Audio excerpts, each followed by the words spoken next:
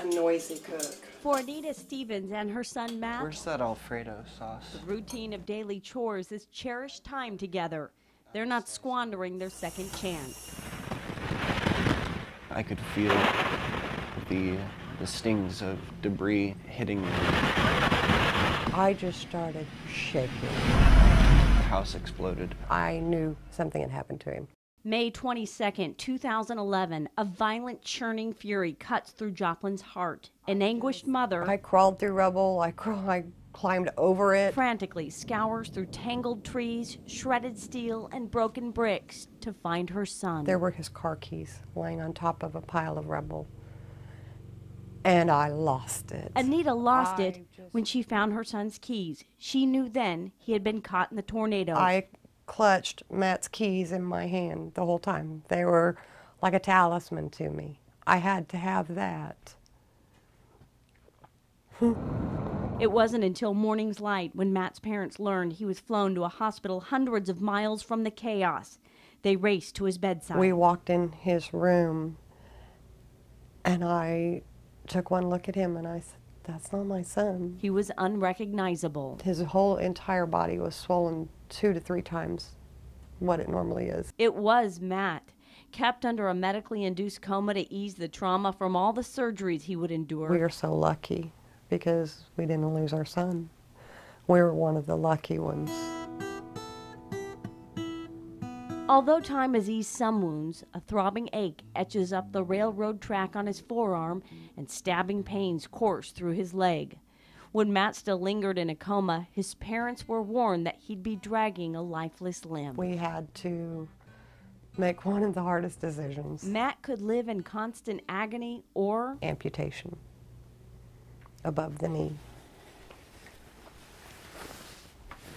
those jabbing pains he feels occasionally are phantom ones. Matt's left limb was amputated on his 5th day in the hospital. My husband told me, he said, "I'm going to sign the consent papers. I don't want him waking up and then being mad at you if you sign them." He said, "I'll take the brunt." Dark were the days, the nights were wild. Coming to terms with reality is an ever-shifting tempo. Matt grapples not only with physical, but also emotional wounds from that night. Bad days are 10 times worse, good days are 10 times better. The fierce winds hurled Matt into a tree dozens of yards away from his home. He managed to crawl through the debris to scream for help. It is the thought of those who rush to his side that leaves his heart aching. I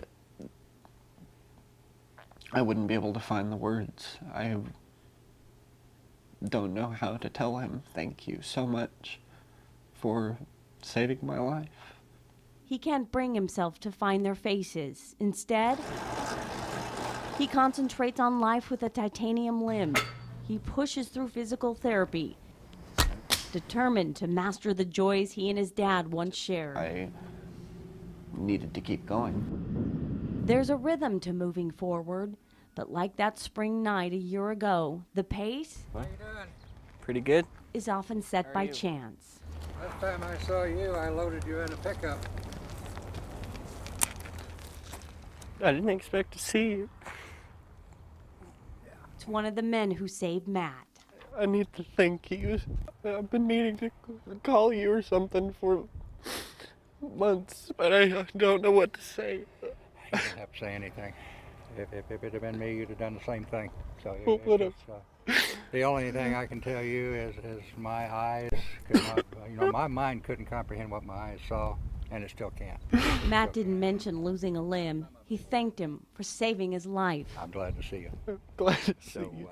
His emotions are raw, but given a fraction of time, a burden is eased and a measure of relief sets in. It has restored my faith in humanity. Words do not exist to describe how thankful I am.